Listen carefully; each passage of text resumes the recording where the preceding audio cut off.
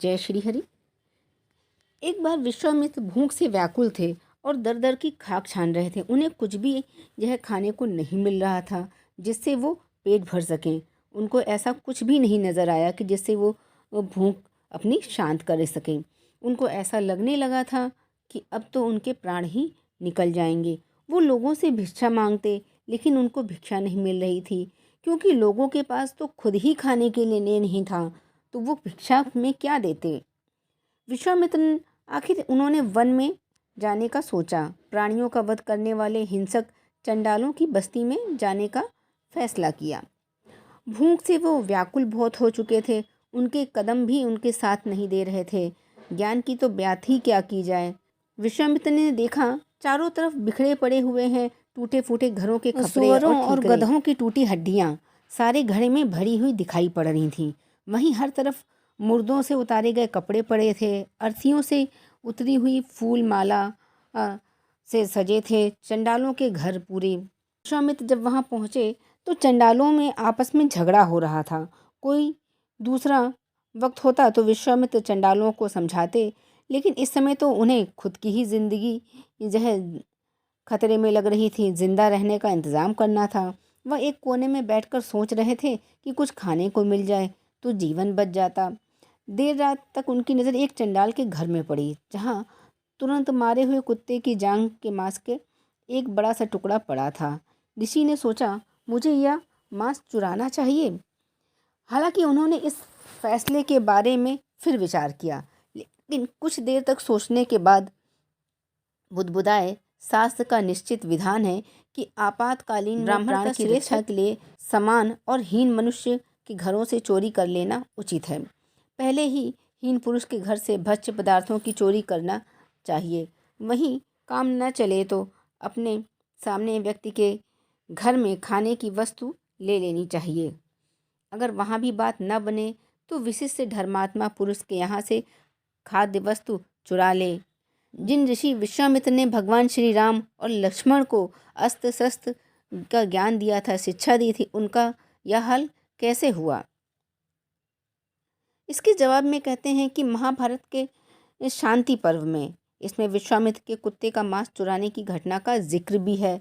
शांति पर्व में 141वें अध्याय में धर्मराज युधिष्ठिर गंगापुत्र भीष्म से पूछते हैं, अगर सब तरफ अधर्म ही बढ़ रहा हो तो राजा कृत्य की जनता पर कष्टकारी हो जाए। अधर्म को धर्म मान लिया जाए और धर्म को अधर्म समझा जाए। इस पर भीष्म ने उन्हें विश्वामित्र और चंडाल की बात कह सुनाई। गंगापुत्र ने बताया कि त्रेता और द्वापर युग में संधि काल में 12 साल का भीषण अकाल पड़ा। ऋषि विश्वामित्र भूख से मरने वाले थे, तो उन्होंने चंडाल के घर चोरी करके कुत्ते का मांस चुराना ही उचित समझा। विश्वामित्र जैसे ही चंडाल की कुटिया में घुसे, आहट पाकर उनकी नींद खुल गई।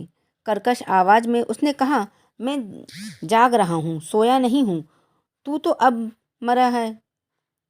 चंडाल को ऐसी बात सुनते ही विश्वामित्र डर गए। लज्जित भी साहस बटोरकर बोले, मैं विश्वामित्र हूँ, भूख से पीड़ित होने पर यहाँ आया हूँ।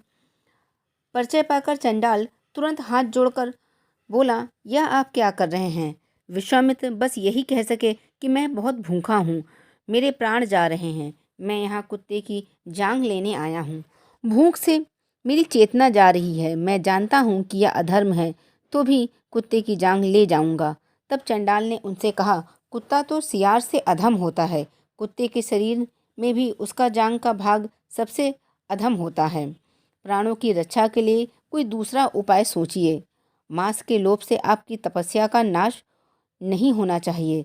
धर्म का त्याग न कीजिए, क्योंकि आप धर्मात्माओं में श्रेष्ठ समझे। विश्वामित्र ने कहा, जो भूखों मर रहा हो उसे पहले अपने प्राण की रक्षा करनी चाहिए, जैसा भी वह कर सके। उन्होंने चंडाल को आश्वस्त किया, मैं फिर से अपने तप और विद्या से खुद को सबल कर लूँगा, लेकिन इससे पहले मुझे जीवित रहना होगा।